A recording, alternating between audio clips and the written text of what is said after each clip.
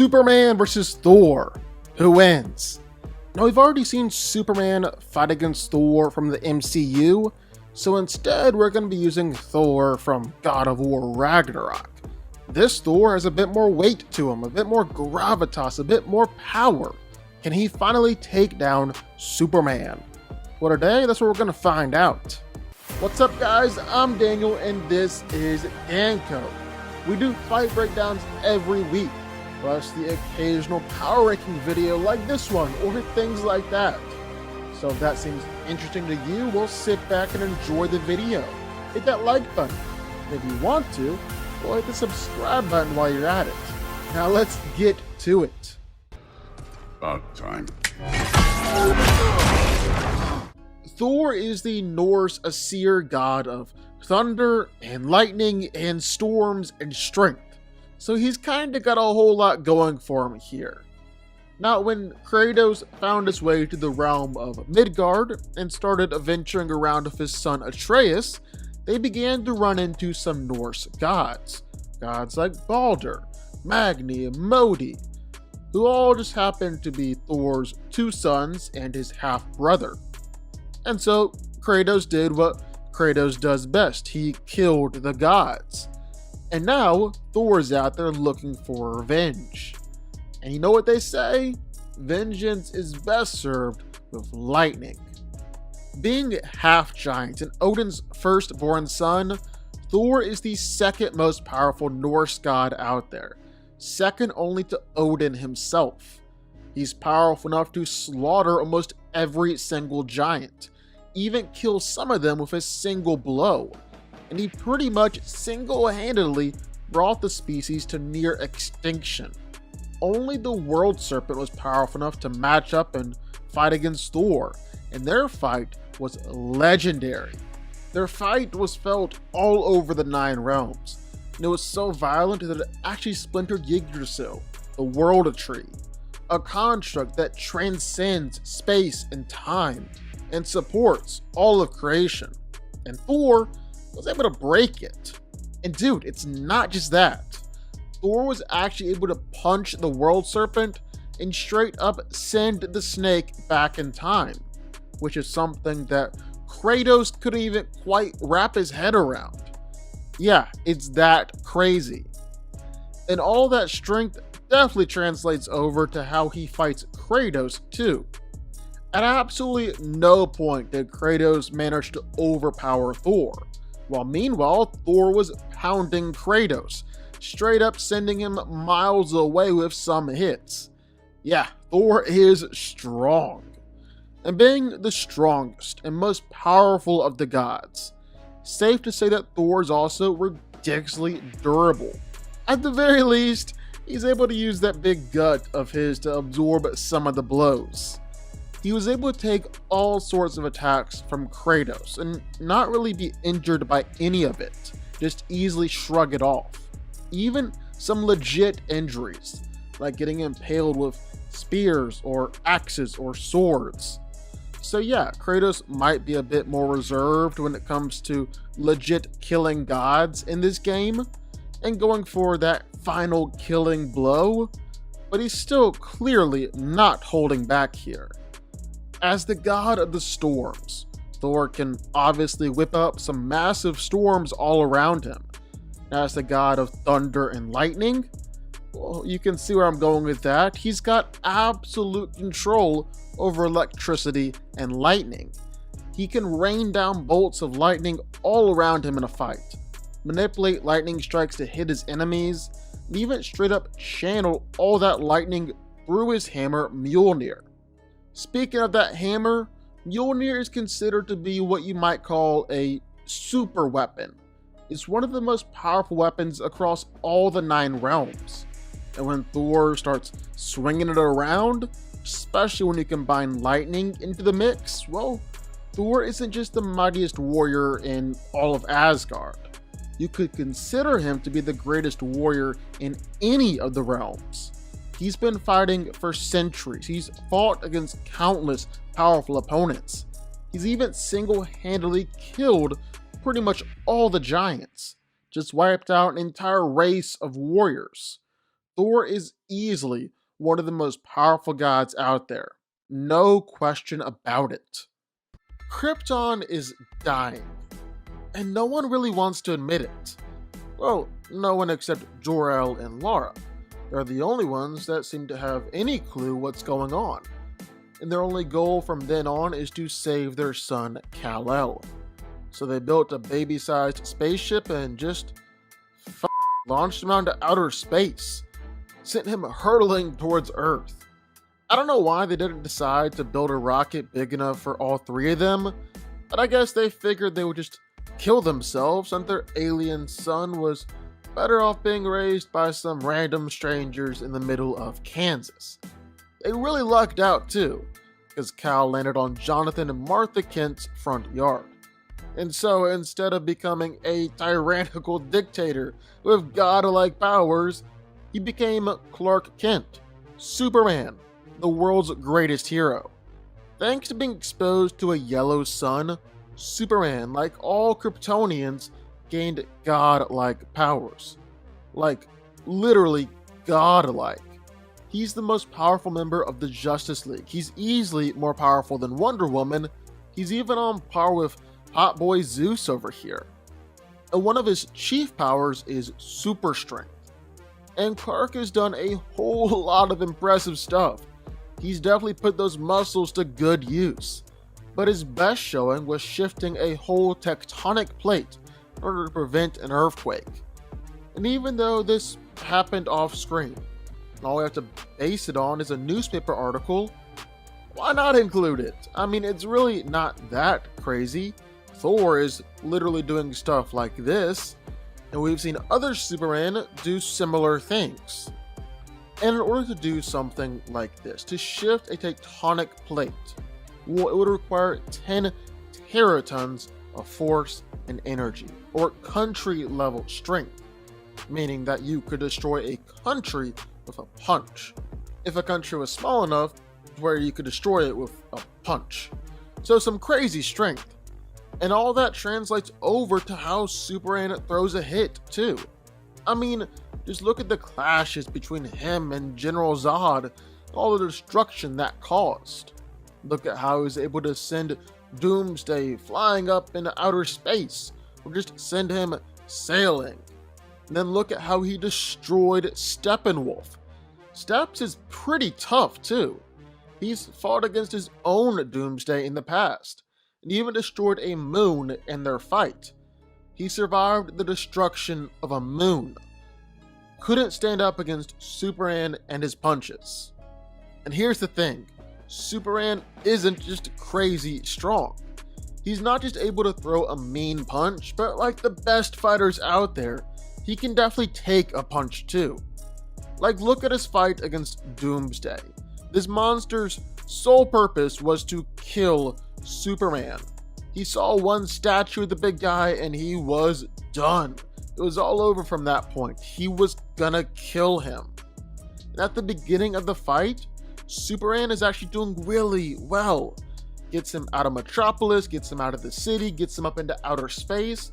And of course, that's when the military decided to launch a nuclear missile at his face.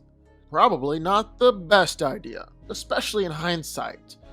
But here's the thing, while Superman was injured, he took the blast. He took a nuclear bomb to the face. It was right back in the fight just a few moments later. It's even possible that Superman was weakened from the kryptonite from Batman earlier on in the night. So if that wasn't in play, then he might have just taken that nuclear bomb no problem. And that's not really the only time Superman has taken an attack on that just astronomical level, because there's also the World Engine. The World Engine is a Kryptonian terraforming machine used specifically to convert a planet's atmosphere and the literal composition of the world itself to become more like Krypton, making it so that Kryptonians can easily move on in there and colonize the place. Just the World Engine landing down was enough to completely annihilate a mountain. So that already means that it's made out of something that could withstand a mountain-destroying impact. And then not only did Superman destroy it, well, he did it while weakened and standing under a gravity beam that was single-handedly terraforming the Earth. And I mean, yeah, it was a slow burn, but this was gravity that was altering and changing the entire planet itself. Superman was at ground zero. He was taking all of that force, all of that power, and it was actually overpowering it and flying through it. That's crazy. But here's the thing, Superman isn't just strong, and he isn't just tough. No, those aren't the only two things he has going for him. He actually got a whole bunch of powers, like his freeze breath, or his hypersonic scream, or his heat vision. Oh man, his heat vision. He's able to slice clean through metal and blow stuff up. And we used to believe that he could reach temperatures as hot as 10,000 degrees Fahrenheit. But now, well, Superman's heat vision might actually be way hotter, way more powerful. In Zack Snyder's Justice League, we learned that Kryptonian metal could withstand its core being superheated to 3.5 million Kelvin. No problem. Which is absolutely no laughing matter. The center of our sun is only 1.1 million Kelvin. And yet, here's Superman consistently burning and cutting through Kryptonian metal. So, who wins here? Well, let's break it down. Now, when it comes to strength, Superman is easily the physically strongest character in the DCEU. Sure, other people will try and push him for that top spot, Doomsday, Black Adam, but at the end of the day, it's still Superman at the top. He can shift whole tectonic plates in order to stop earthquakes. He overpowered the world engine, a force that was terraforming the Earth, even ripped apart the mother boxes, a force that was threatening to actually destroy the Earth. So he might be topping out at overpowering planetary level forces. On top of that, he was able to absolutely annihilate Steppenwolf, someone who we know was able to destroy a moon one of his previous fights with a different version of Doomsday. And Clark absolutely bodied him. I mean, the whole reason why Batman was trying to pick a fight with him in the first place was because he believed that Superman was a threat who had the power to wipe out all of humanity and end life as we know it. Then Clark is also insanely durable, arguably invincible. Superman can take attacks from all of the Justice League combined. He can take every attack that Doomsday can throw his way and instantly get back up and keep on fighting. He's able to withstand enough gravitational force and power to terraform the Earth. He's even survived a point-blank nuclear bomb before. I don't think it's that much of a stretch to say that this Superman is a planetary level threat. But what about this Thor? Well, this Thor isn't really lifting heavy objects or busting up stuff with Mjolnir. It's said that he can destroy mountains with his blows. At the same time, it's been said that Thor and Mjolnir couldn't crack through some thick ice. So what's up with that? Well, Thor's best showing is more him slaughtering all the giants, or fighting against Kratos, or sending Kratos flying miles away with one hit with Mjolnir. Same with durability. Thor has taken attacks from Kratos and they didn't do much at all. In fact, Thor's attacks clearly do a whole heck of a lot more damage the other way around. But still, taking attacks from Kratos is nothing to scoff at. So right about now you might be thinking, Superman stands a pretty good chance here. That's when you learn that the scaling in God of War is completely and totally different than the DCEU. Take a look at Thor's fight against Kratos. Because yeah, sometimes Kratos doesn't look too impressive, like when he's battling against just normal enemies. But if you want to know how powerful he truly is, well, take a look at the gods he's killed. He's killed primordials, the very beings that created the universe in the first place. Legit caused the Big Bang. and Kratos slaughtered them. And Kratos was able to kill Kronos, the king of the Titans. He's able to kill gods like Hades and Poseidon and Zeus himself.